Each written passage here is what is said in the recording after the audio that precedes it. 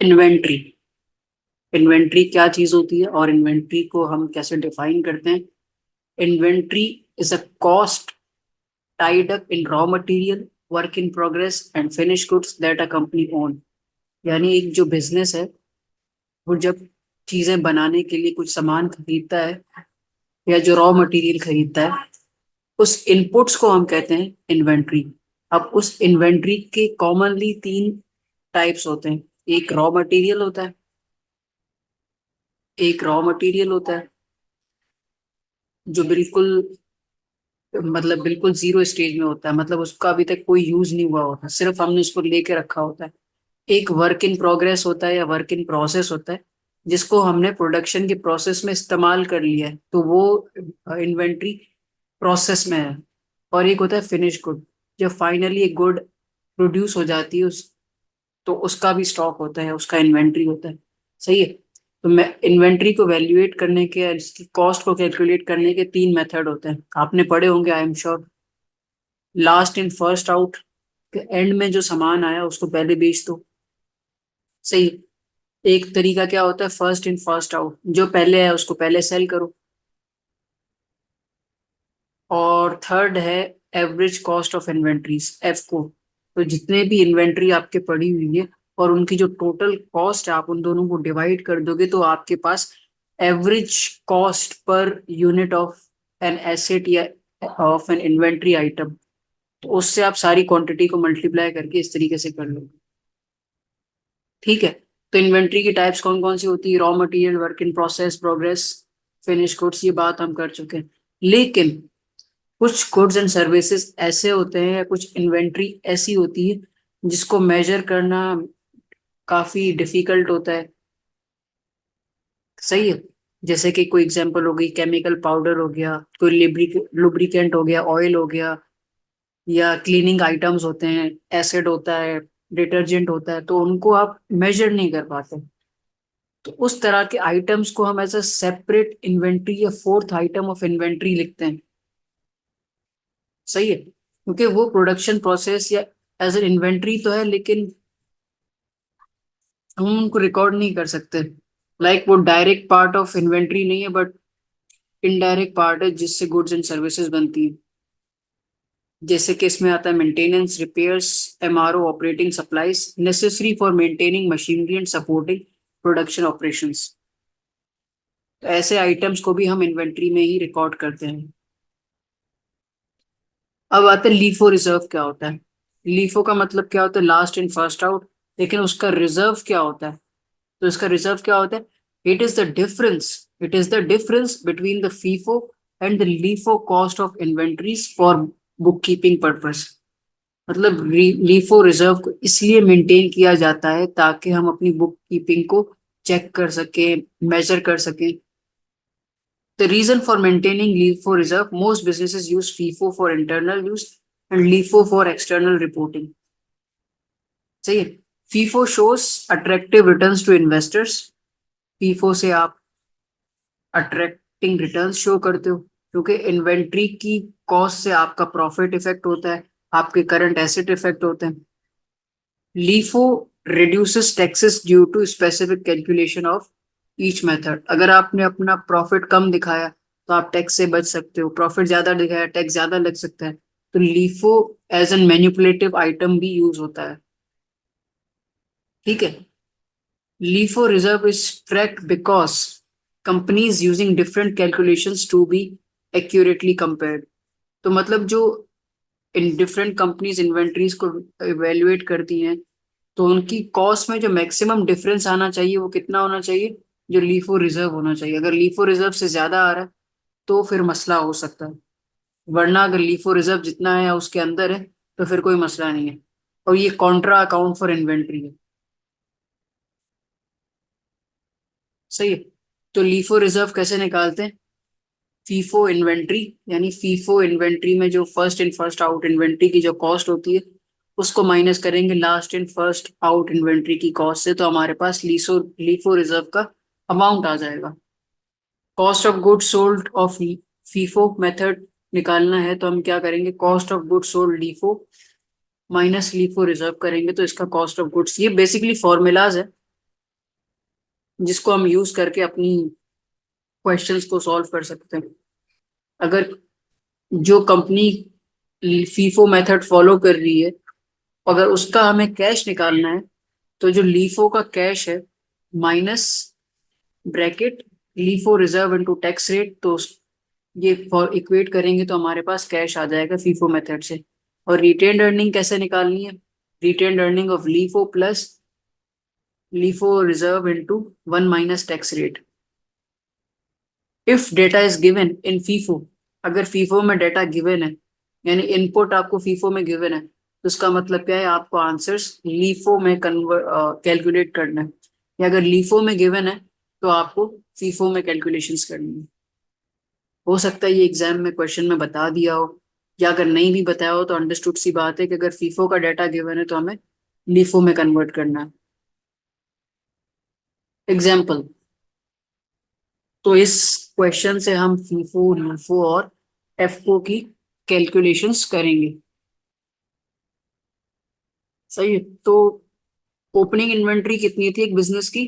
5 laptop थे, जिसमें से एक लैपटॉप 60,000 रुपए का था और 4 लैपटॉप 65,000 रुपए के थे। सही है। और during the year company purchase 15 more laptops at each 70,000। 15 laptops मैंने और परचेज किए 70,000 रुपए की प्राइस पे। सही है। और मैंने उस साल सेल कितनी की है? 12 लैपटॉप्स की। एक लैपटॉप कितने का था? 1 लाख रुपए का था, जिसकी सेलिंग प्राइस हम कहते हैं।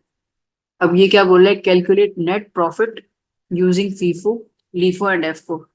इसको मैं लिख देता हूँ रिक्वायरमेंट। रिक्वायरमेंट प्रॉफिट कैसे कैलकुलेट होता है? Simply sales minus less cost of goods sold. Less cost of goods sold करेंगे तो ग्रॉस प्रॉफिट आ जाएगा, और एक्सपेंसेस माइनस करेंगे तो हमारे पास नेट प्रॉफिट आ जाएगा। और पार्ट बी में रिटेन्ड अर्निंग और क्लोजिंग इन्वेंट्री निकालना है in each method. Current asset, non current asset, एक एक्सपेंस गिवन है और एक टैक्स रेट गिवन है।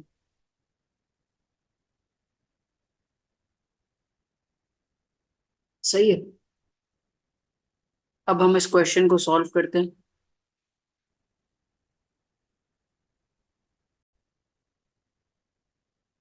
अब मैंने फॉर्मेट बना लिया है, तो हम 1 by 1 लीफो, फीफो एंड एफको करके इसकी कैलकुलेशन स्टार्ट करते हैं।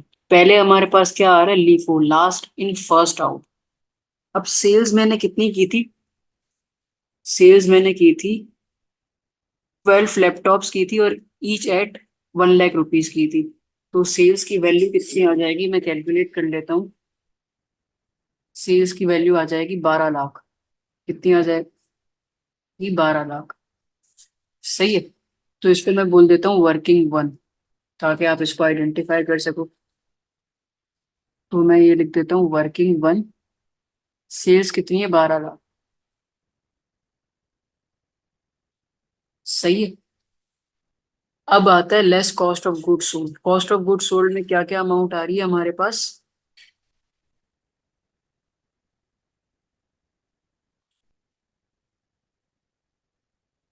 यूजीएस।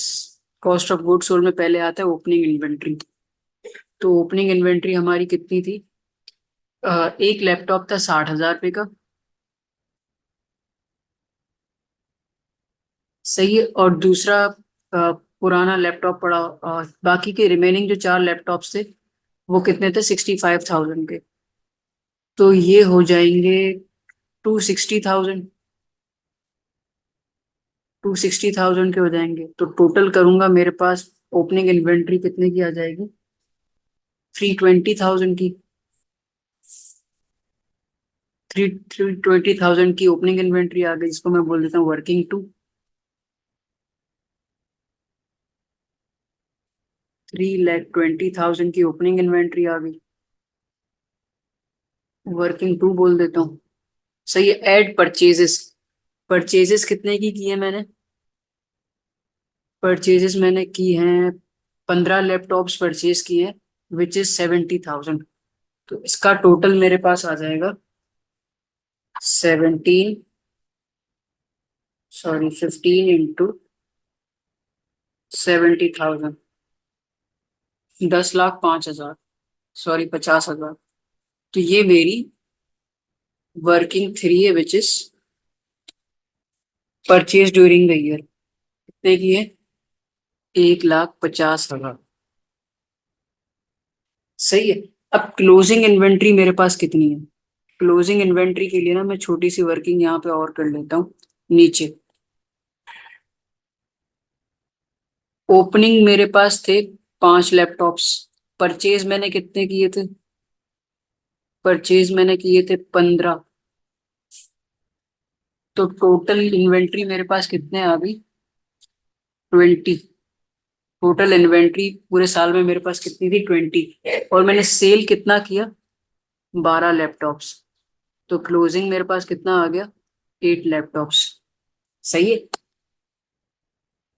यहाँ पे लिखा भी हुआ है 12 लैपटॉप्स ईच एट। तो 12 लैपटॉप में से 8 लैपटॉप मेरे पास बच गए। 8 लैपटॉप बच गए, तो अब इसको मैं कौन सी प्राइस से मल्टीप्लाई करूंगा? तो लास्ट जो मेरे पास लैपटॉप आए थे ना वो 15 आए थे।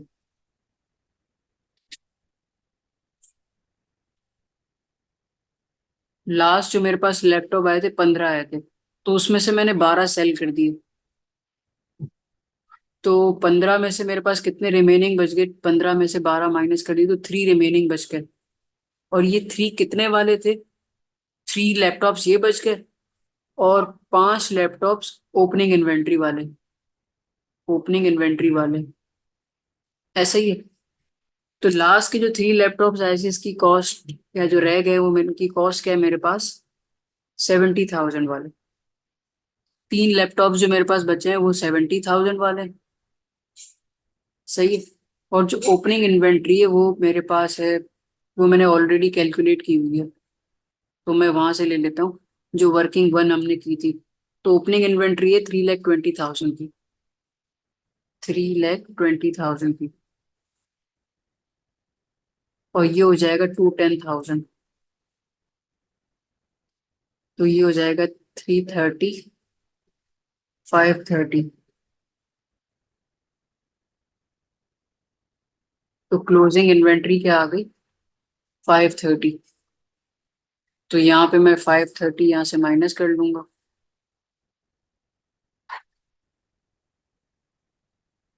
तो मेरे पास सीओजीएस आ जाएगा। वैसे आप चाहो आप 2 कॉलम्स में भी बना सकते हो, बट आई वांट कि मैं तीनों को एक साथ बना लूं। तो गुड हो जाएगा। 320,000 प्लस 10,50,000 माइनस 5,30,000। तो मेरे पास क्लोजिंग इन्वेंट्री आ रही है, सॉरी सीओजीएस आ रहा है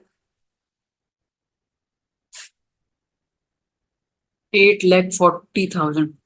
8,40,000। सीओजीएस आ गया 8,40,000। Sales minus less cost of goods sold करोगे तो आपके पास ग्रॉस प्रॉफिट आ जाएगा -12 लाख।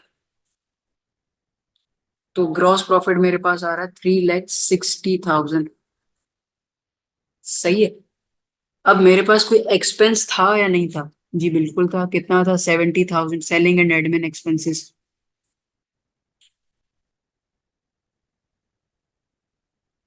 तो मेरा प्रॉफिट आ जाएगा लीफो से 3,10,000। सॉरी 2,90,000। 2,90,000।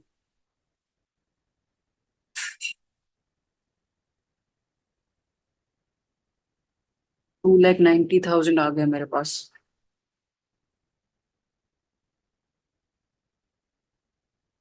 ये है हमारा operating profit. Operating profit. Operating profit के बाद हम क्या करते हैं? लेस टैक्स करते हैं। Less tax. टैक्स कितना था हमारे पास? 25% था। तो 290 का 25% क्या होता है वो हम निकाल लेते हैं।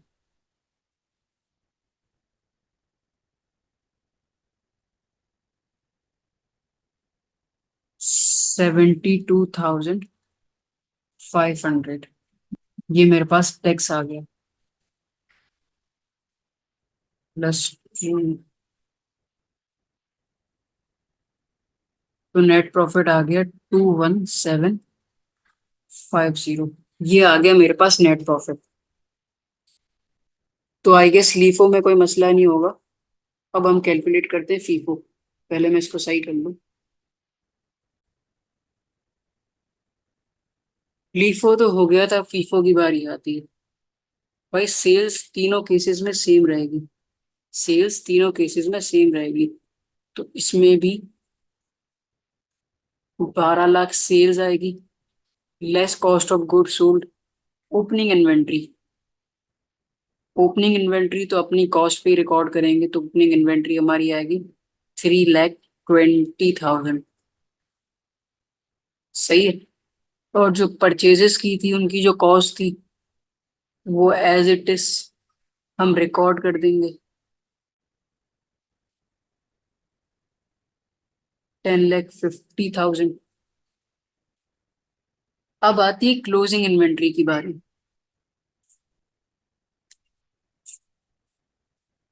अब आती है क्लोजिंग इन्वेंट्री की बारी।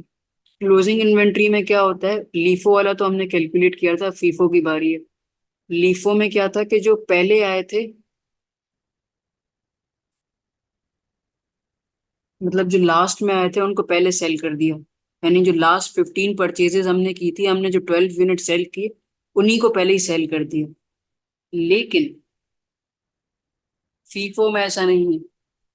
फीफो में बोलते हैं जो पहले आया है तो पहले उनको सेल करो। फीफो के यानी शुरू के 5 यूनिट सेल हो जाएंगे, बाकी बच जाएंगे 7 यूनिट्स। 7 यूनिट्स जो हम सेल करेंगे वो आफ्टर उस परचेज में से करेंगे जो ड्यूरिंग द ईयर परचेज की।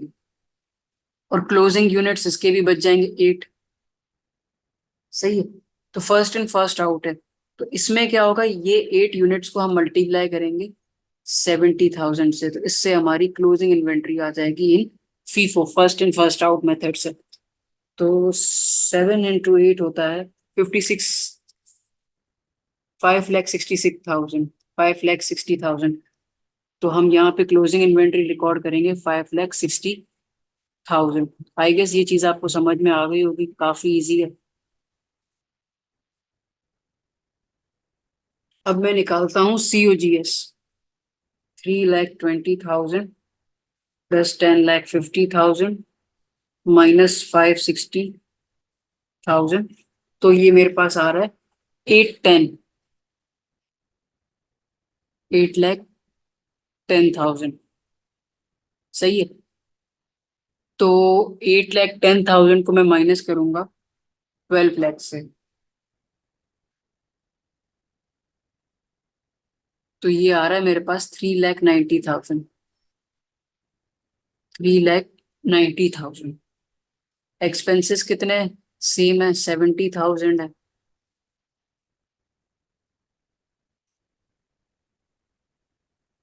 सही है। तो नेट प्रॉफिट कितना हो जाएगा, और सॉरी ऑपरेटिंग प्रॉफिट कितना हो जाएगा, 3,20,000। 3,20,000 इंटू 25% टैक्स रेट है मेरा। तो टैक्स मेरा अभी यहाँ पे बन रहा है 80,000।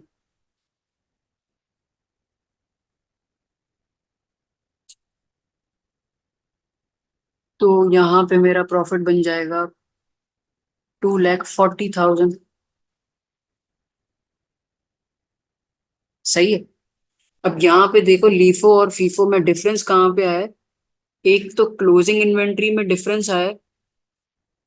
क्लोजिंग इन्वेंट्री की वजह से क्या हुआ है, सीओजीएस की अमाउंट में डिफरेंस आया है। सीओजीएस के अमाउंट के डिफरेंस के बाद ग्रॉस प्रॉफिट कम आया है या ज्यादा आया है। फिर उसके बाद नेट प्रॉफिट पे वही इफेक्ट आया है। फिर उसका इफेक्ट टैक्स पे आया है। तो मतलब वैल्यूएशन के मेथड के चेंज करने से 3-4 जगह पे फर्क आता है। अब हम बैलेंस शीट जब बनाएंगे तो वहां पे करंट एसेट में भी चेंज आएगा। अब आते हैं हम एफको मेथड पे। एफको मेथड में भी सेल तो वही रहेगी। सेल हमारी होगी 12 lakh. Opening inventory, add purchases, closing inventory. अब इनको निकालने के लिए ना सबसे पहले हमें एवरेज कॉस्ट पर यूनिट निकालनी होगी या एवरेज कॉस्ट पर कंप्यूटर निकालनी होगी। यानी ओपनिंग इन्वेंट्री कितने की है, 3,20,000 रुपए की। और जो मैंने परचेजेस की है वो कितनी कितने की है? 10,50,000 रुपए की। तो इन दोनों को मुझे ऐड करना पड़ेगा। 320 प्लस 10,50,000। सही है। तो टोटल कॉस्ट ऑफ इन्वेंट्री कितनी है? मैं यहाँ कर लेता हूँ।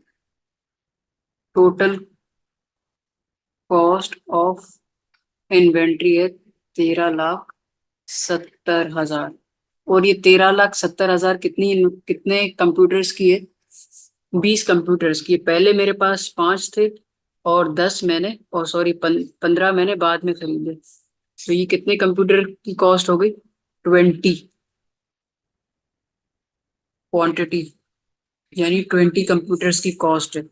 तो एवरेज कॉस्ट पर कंप्यूटर कितनी है? कंप्यूटर कितनी है डिवाइडेड बाय 20 इज 68,500। अब ये 68,500 के हिसाब से ही मुझे अपनी ओपनिंग, क्लोजिंग और कॉस्ट ऑफ गुड्स सोल्ड जो भी से बनाना है। तो मतलब ओपनिंग इन्वेंट्री कितनी है? 5 कंप्यूटर्स थे। ओपनिंग इन्वेंट्री मेरे पास की 5 कंप्यूटर्स इंटू 68,500। सही है। इंटू 5 में करूंगा तो ये आ जाएगी 3,42,500। परचेज कितने किए थे मैंने? 15 इंटू 15 कर दूंगा तो ये आ जाएगा 10,02,7500। ये ओपनिंग इन्वेंट्री, ये परचेज किया। तो क्लोजिंग इन्वेंट्री कितनी आएगी? इंटू 8, 54800।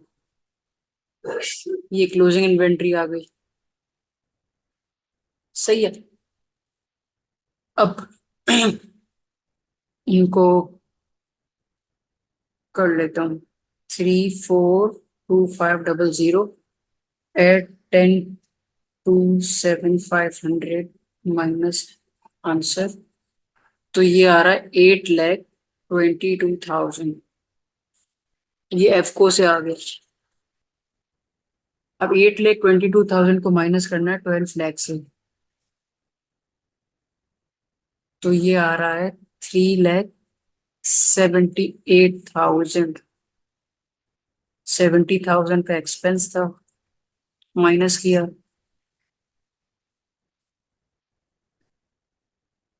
तो आ जाएगा ये 3,08,000। 3,08,000। 25% टैक्स लगाऊंगा। 77,000।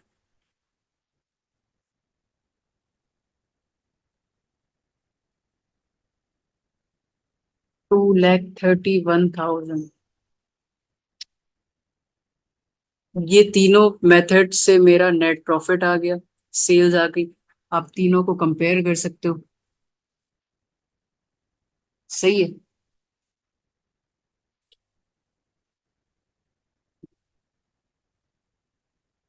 इसी तरीके से हमने इसकी रिक्वायरमेंट ए जो है वो कंप्लीट कर ली है। अब find the closing value of inventory and retained earnings. अब मसला ये कि हमने क्लोजिंग इन्वेंट्री है ना, क्लोजिंग इन्वेंट्री वो पार्ट ए में कैलकुलेट कर ली है। क्लोजिंग इन्वेंट्री ये कैलकुलेट कर ली है, ये कैलकुलेट कर ली है। सही है। क्लोजिंग इन्वेंट्री तो हमने कैलकुलेट कर ली है। अब हमें क्या कैलकुलेट करना है? रिटेन्ड अर्निंग कैलकुलेट करना है। रिटेन्ड अर्निंग का हमने फॉर्मूला क्या देखा था? रिटेन्ड अर्निंग्स फीफो निकालने के लिए retained earning LIFO plus LIFO reserve into 1 minus tax है। अब सबसे पहले हमें क्या निकालना पड़ेगा? लीफो रिजर्व निकालना पड़ेगा, which is FIFO inventory minus LIFO inventory. FIFO inventory कितनी है? यहाँ पे मेरे पास है 5,60,000। 5,60,000 LIFO inventory, sorry FIFO inventory, FIFO FIFO inventory minus LIFO. तो 5,60 इसकी और 5,3 उसकी, तो 5,30 उसकी, 5,30 उसकी। तो डिफरेंस करेंगे तो लीफो रिजर्व मेरे पास आ जाएगा 30,000। क्या आ जाएगा? 30,000। और हम सिंपली देख के भी बता सकते हैं फीफो और रीफो की इन्वेंट्री में 30,000 रुपए का फर्क है। फीफो और एफको में कितने का फर्क है? 12,000 रुपए का फर्क है। सही है। और लीफो और एफको में कितने का फर्क है? 18,000 रुपए का फर्क है। तो मतलब हमारी रेंज डिसाइड हो गई है 30,000 रुपए की, कि इससे कम अगर किसी भी इन्वेंट्री की मेथड में फर्क है तो कोई मसला नहीं है, लेकिन इससे ज्यादा हुआ तो फिर मसला है। अब रिटेन्ड अर्निंग निकालने का क्या फॉर्मूला था वो हम देख लेते हैं। रिटेन्ड अर्निंग ऑफ लीफो, ये वाला हमने निकाल लिया, हमने ये वाला निकाल लिया। और 1 - टैक्स रेट, टैक्स भी करना है, तो ये सब हमें पता है। रिटेन्ड अर्निंग ऑफ फीफो, ये जो डेटा गिवन है वो लीफो मेथड का है। लीफो। ऐसा करता हूँ मैं इन तीनों की ना वो बैलेंस शीट भी बना देता हूँ, ताकि कोई मसला ना हो। इसका सिंपल तरीका ये कि आप बैलेंस शीट से भी कर सकते हो और फॉर्मूला से भी कर सकते हो। हमने नेट प्रॉफिट तक निकाल लिया था तीनों मेथड से, लीफो, फीफो और एफओ से। अब इसकी पार्ट बी की रिक्वायरमेंट थी, आपको retain earnings and closing inventory निकालनी है। एक तरीका ये है कि हम ये वाले फॉर्मूलाज यूज करके हम रिटेन्ड अर्निंग और क्लोजिंग इन्वेंट्री निकाल लें। क्लोजिंग इन्वेंट्री तो खैर हमने निकाल ली है, वो तो डायरेक्ट निकाली जाती है। एक तरीका ये कि हम ये फॉर्मूला से डायरेक्ट रिटेन्ड अर्निंग निकाल लें, या एक तरीका क्या है कि हम प्रॉपर उसकी पूरी वर्किंग कर लें। ये हमारी इनकम स्टेटमेंट्स हैं, और ये स्टेटमेंट ऑफ फाइनेंशियल पोजीशन का मैंने पूरा फॉर्मेट बना दिया है। और ये जो वैल्यूज हैं ये क्वेश्चंस की गिवन है। सही है, ये वैल्यूज क्वेश्चंस की गिवन है। लॉन्ग टर्म लायबिलिटी 4 lakhs की थी, करंट लायबिलिटी 1 lakhs की थी। अब रिजर्व्स में यानी रिटेन्ड अर्निंग्स, रिटेन्ड अर्निंग्स ढूंढनी है हमें। तो नॉन करंट एसेट गिवन है, कैश गिवन है, अकाउंट रिसीवेबल गिवन है, बट इन्वेंट्री गिवन नहीं है। तो इन्वेंट्री हमने निकाली थी। इन्वेंट्री हमने कितनी निकाली थी? लीफो मेथड से 5,30,000।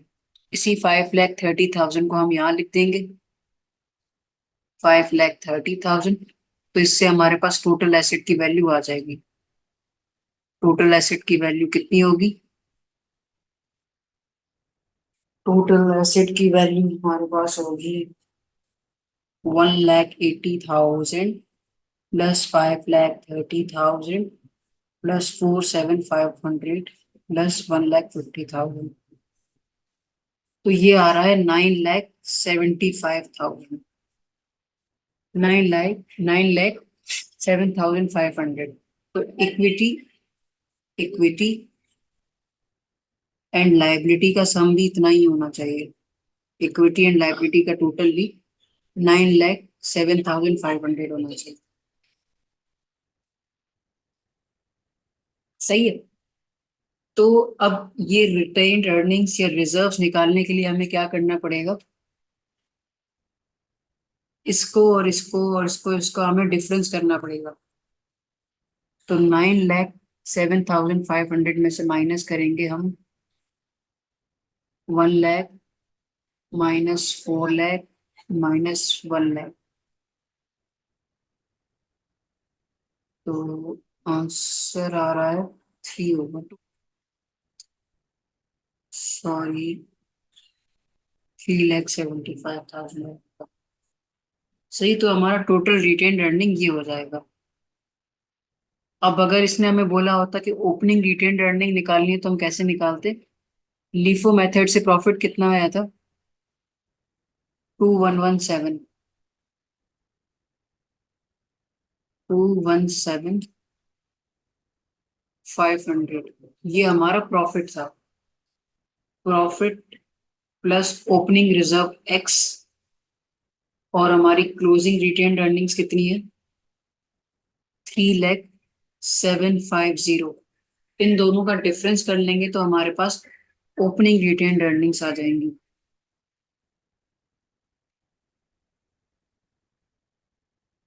ओपनिंग रिटेन्ड अर्निंग्स आ जाएंगी विच इज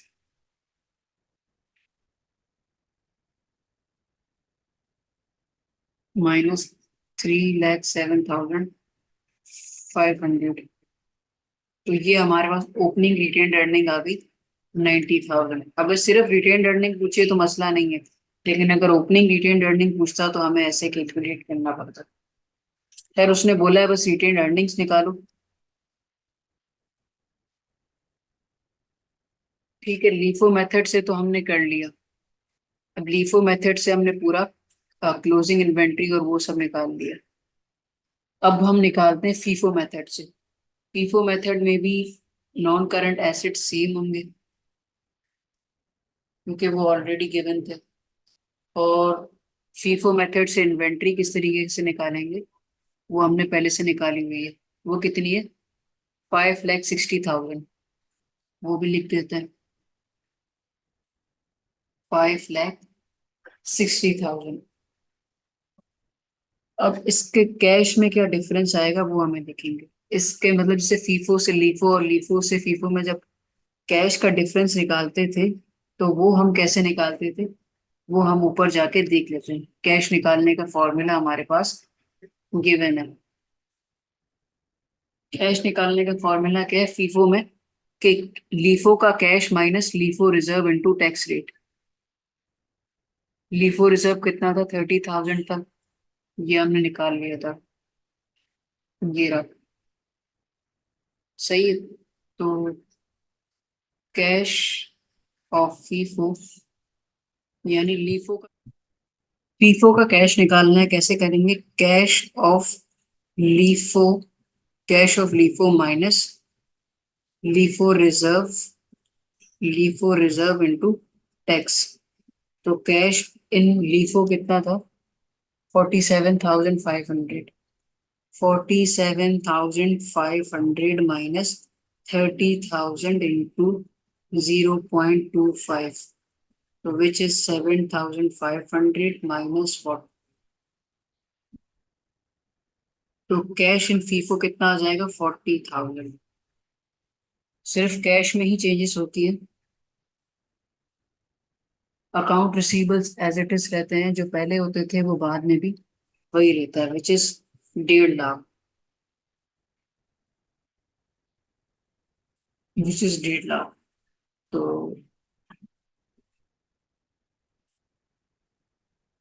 बाकी सारी वैल्यू सेम है। नॉन करंट एसेट सेम है। कैश चेंज हुआ है, अकाउंट रिसीवेबल चेंज हुआ है। डिफरेंस क्या है कि 30,000 से ऐड हुआ है और ये कम हुआ है। तो 180, 560,000, 40,000 प्लस 150,000, तो ये आ रहा है 9,30,000। 9,30,000 आ रहा है। और कैपिटल कितना था? 1 लाख था। सवाल का गिवन था। लॉन्ग टर्म लायबिलिटीज कितनी थी? 4 लाख थी। सही। करंट लायबिलिटीज 1 लाख थी। और ये भी होगा 9,30,000। Equity and liability equals to total asset होता। तो 9,30,000 और हमें ये ढूंढना है। बेसिकली हमें ये वाली अमाउंट ढूंढनी है। तो ये रिवर्स वर्किंग करके हमारे पास आ जाएगी 1 लाख प्लस 4 लाख प्लस 1 लाख, ही हो जाएंगे 6 लाख। तो अगर हम 6 लाख को 9,30,000 से मल्टी माइनस करेंगे तो हमारे पास आ जाएगा यहाँ पे 3,30,000। 3,30,000 ये हो गई हमारी क्लोजिंग रिटेन्ड अर्निंग्स। यहाँ पे मैं इसको क्लियर कर देता हूँ। Retained retained earnings. अगर उसमें से हमें पूछता है कि भाई फीफो मेथड से ओपनिंग वो बता दो, आप हमें ओपनिंग रिटेन्ड अर्निंग्स बता दो, तो सिंपली यही है कि 330 में से माइनस कर दो आप उस ईयर का प्रॉफिट। उस ईयर का फीफो का प्रॉफिट कितना था? 2,40,000। तो 2,40,000 आप माइनस किया,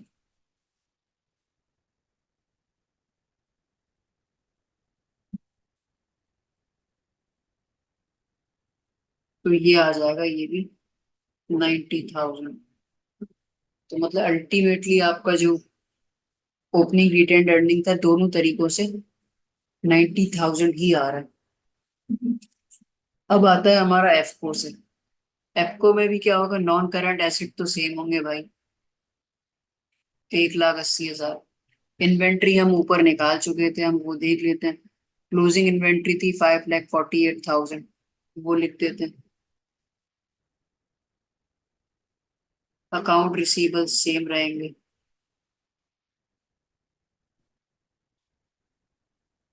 ठीक है भाई, इसका कैश निकालने का मसला सिंपल सा है कि लीफो और एफको में आपका डिफरेंस कितना आ रहा है, इन्वेंट्री का डिफरेंस कितना आ रहा है, यानी लीफो रिजर्व कितना आ रहा है। तो यहाँ पे अगर मैं देखूं, इन दोनों का अगर मैं डिफरेंस देखूं, तो वो डिफरेंस आ रहा है 18,000 का। डिफरेंस आ रहा है 18,000 का। इसकी वर्किंग में नीचे कर लेता हूँ। लीफो इन्वेंट्री माइनस एफको इन्वेंट्री। लीफो की इन्वेंट्री थी 5,30,000 और एफको की इन्वेंट्री थी 5,48,000। 5,48,000। तो इनका डिफरेंस आ रहा है 18,000 से, यानी लीफो रिजर्व हमारा कितना है? 18,000 है। ठीक है, तो लीफो कैश कितना है? लीफो कैश कितना है? और इसको हम माइनस करेंगे LIFO reserve into tax rate. तो इससे पास हमारे पास एफ को कैश आ जाएगा। लीफो कैश हमारे पास था 47,500। 47,500 माइनस लीफो रिजर्व कितना है? 18,000। 18,000 इंटू 0.25, विच इज 4,750। 4,500। इसका कैश आ रहा है 43,000। तो एफको का कैश कितना है? 43,000। तो सिंपली मैं इसको यहाँ रिकॉर्ड कर लेता हूँ 43,000। इसका टोटल होगा 180 प्लस 54843 प्लस 150, 9,21,000। 9,21,000 ये टोटल एसेट्स हैं। 9,21,000, ये 1 लाख रहेगा। 4 लाख।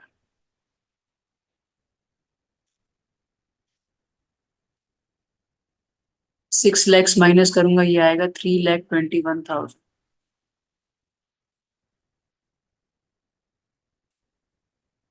ये रिटेन अर्निंग स्कीम का आपने, मतलब जो ऊपर गिवन फॉर्मूलाज है ना, उनको यूटिलाइज करने का एक ही तरीके के किसी, या तो लीफो मेथड से या तो एफको मेथड से, किसी ना किसी साइट का डाटा गिवन हो, तभी आप इन फॉर्मूलों को भी यूज कर सकते हो और डायरेक्ट इस तरीके से भी कर सकते हो। मैंने डिटेल में करके दिखाया है, वीडियो थोड़ी लंबी हो गई है, बट अब आपको तीनों मेथड से कैलकुलेट करना आ गया, तो आपको कोई प्रॉब्लम नहीं होगी। बस अच्छे से देख के नोट्स बना लेना, कोई मसला नहीं होगा। हाँ, लास्ट चीज ये है कि अब 921,000 में से हमें पता कैसे चलेगा कि भाई इन द सेंस कि ये हमने निकाला ना 3,21,000, पिछले दो मेथड से भी हमारे पास ओपनिंग रिटेन्ड अर्निंग 90,000 आ रही थी, ये यहाँ पे वर्किंग की हुई है,